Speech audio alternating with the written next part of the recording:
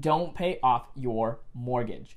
Now, that is something that is said quite a bit here on YouTube when it comes to paying off a mortgage or investing instead. And I know there's a little bit of a notion on which way to kind of go, and it's kind of polarizing, to be honest, in the sense of what's right and what's wrong. And so in today's video, we're going to be talking about if you should pay off your mortgage or invest that money. And I want to go into a little bit more information so that way you can feel comfortable with making that right decision. Now, before you go into the comment sections and talk about something, definitely hear it out, what I have to say here on this video, and then we can have actual conversations back and forth, because I do like hearing other people's opinions, even if it's not the same as mine. So that way we can kind of better understand each other, and then hope that we can all, be able to get to a point in our lives where we're really financially free and to be able to build more wealth, because that's the whole goal of what we're trying to do. Hello, fellow wealth builders, and welcome back to the TruFinancials channel. As I just mentioned, we're going to be talking about not paying off your mortgage or investing that money. But first, if you are new here, my name is Dennis, and on this show, we love talking about personal finance, investing, and retirement to really help build your wealth and become more financially free. So if that's something that you are interested in, consider subscribing today, and don't forget to hit that bell to get notifications when new videos come up. So a while back, I actually created a video where I talked about putting an additional $100 towards your mortgage and how much of an impact that can actually have on how much you're paying and how long the loan is there for. And if you haven't checked it out, I will put a link right up here and then also in the description, and you can check that out after this video is completed. But that's just going to give you some context of where this kind of idea came from as far as making this video. And I got a lot of comments from people that, were really astounded by how much they can actually save. And that was the intent of the video. It was really meant to be able to understand, how much $100 can actually have on your loan. So I did get a lot of comments asking, why would you put that $100 towards the mortgage when you can actually invest that money and potentially make more and actually be able to have a bigger income or earnings later down the road instead of paying down something that doesn't actually bring you income. Now, the interesting thing is I'm not against that notion, but the whole premise of that video was to really talk about and understand, what it is for some other people to be able to pay off a home versus actually investing.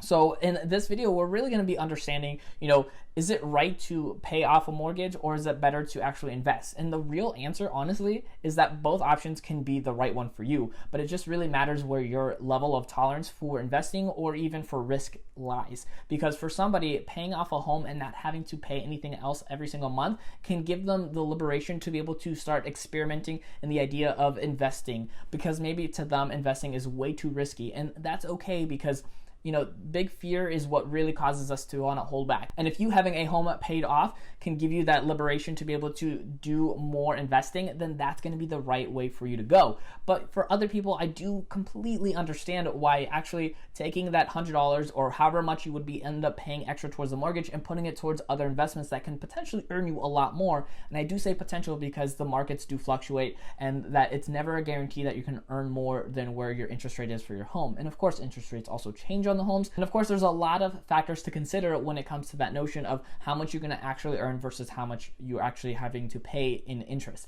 So that is going to be the biggest takeaway, is actually understanding that it's okay to have different opinions on these things, as long as the end goal is to really be more financially free for yourself. So for you, if it's investing $100 or more towards something that's in the stock market or assets that can continue to bring more income for you, then that's fantastic. But for you, if putting it towards your mortgage is a lot easier because it seems like a safer bet for you and you will feel more comfortable with the notion of having a paid for home, that is also great. And then on the other side of it too, that most people don't even talk about, is there's nothing wrong with the idea of actually doing both things as well. So in that other video, when I talked about putting $100 towards your mortgage, I talked about $100. I didn't say thousands of dollars every single month. So there's no reason that you can't put $100 towards your mortgage extra every single month, and then also put $100 in investments to be able to help grow your actual retirement account or your future investments that you want to actually do.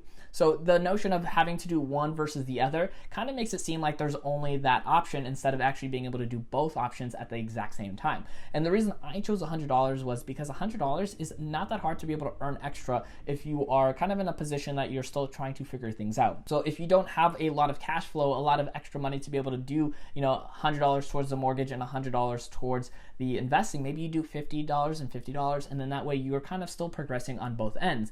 But again, that's the third option that most people don't seem to talk about when it comes to, not paying off your mortgage early or not investing before you're debt free, whatever the case may be. So when somebody in the comment section talks about not paying off your mortgage early, again, it's not to say that they're not in the right to think that, but it's not the same for every single person. All right, so before we continue on with this conversation, let me know in the comment section down below, really, what is your thought process on this? Do you prefer to not pay off your mortgage early and invest instead? Do you like the notion of paying off your mortgage early and then waiting to invest afterwards? Or do you like that third option where you can essentially do both? You can pay a little extra towards your mortgage and also invest a little bit for your future as well. Let me know in the comment section, out of those three options, which one is your favorite? Or if you have a fourth or fifth option, let us know down below too, because as we share these thoughts and these processes, it can help other people that are trying to figure out what might be the best way for them. Because again, these are all going to be different takes for different people, just based off of your tolerance level of investing, for risk,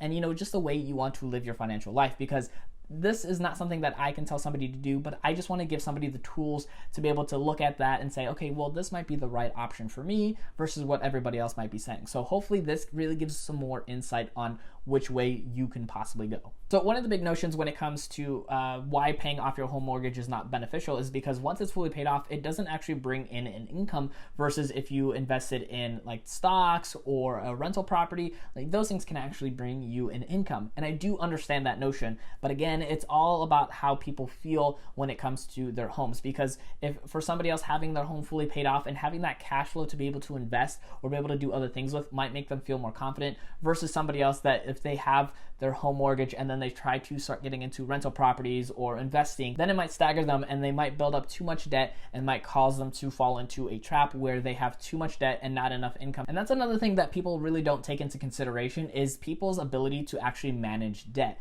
So if you're really good at managing debt and are able to have multiple rental properties and be able to pay on those every single month with a mortgage and have that cash flow moving along, that could be something that works for you. But then maybe for somebody else, they have a really hard time with being able to even just manage their basic debts when it comes to like credit cards or loans. And then that way it actually can cause them to go into even more debt when they get these kind of tips and tools of saying, hey, why don't you invest in rental properties, when yet they're not even that good at managing their own actual personal debt. And now they have all this extra loans that they have to take care of, including that cash flow that they want to try to start establishing, but maybe aren't ready for it yet, because again, maybe they don't have that notion of how to best manage that debt if you are interested in actually being able to invest in real estate properties or anything else that causes you to kind of be in debt, in the same notion of being able to create additional cash flow. And again, nothing wrong with the notion of somebody wanting to go into debt to be able to have a rental property and if they can manage it properly. But again, that is each person individually and how they want to perceive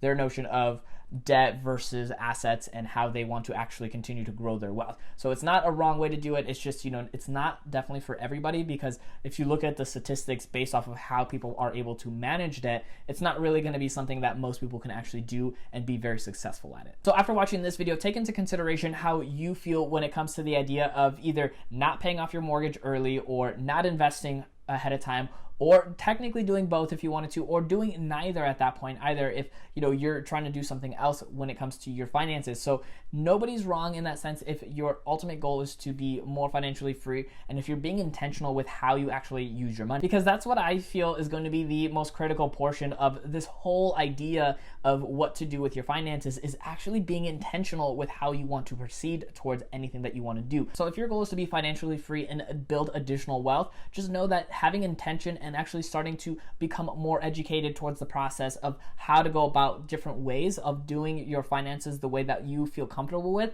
is going to give you the advantage that a lot of people don't take, which is just actually focusing in on how to manage that money. So if you are wanting to be more financially free and build additional wealth, intentionality is actually going to probably be the most important thing, versus which option is going to be the right way to go, and who's right and who's wrong is not going to be as important. Because if you're intentional and you know what your goals are, what you're going to be doing for your future is going to be beneficial for you. So if you are on the side of not paying off your mortgage early and then instead investing that whole time, that is probably going to work out for you. But if you have the notion of saying, I want to pay off my mortgage early first and foremost, that will definitely also work out for you. Or if you're in that boat of saying, I want to do a little bit of both, that will be great as well. All right, if you enjoyed this video, don't forget to hit that like button and share this out with someone else that can really benefit from this information. And if you're still not yet subscribed, don't forget to hit that red subscribe icon down below. And thank you so much, fellow wealth builders, for watching, and have a great day. All right, if you made it to the end of this video, I have 2 more here for you. The top video is going to be my most recent release, and then the bottom video is going to be the one that I mentioned earlier in this video, talking about adding an additional $100 towards your mortgage.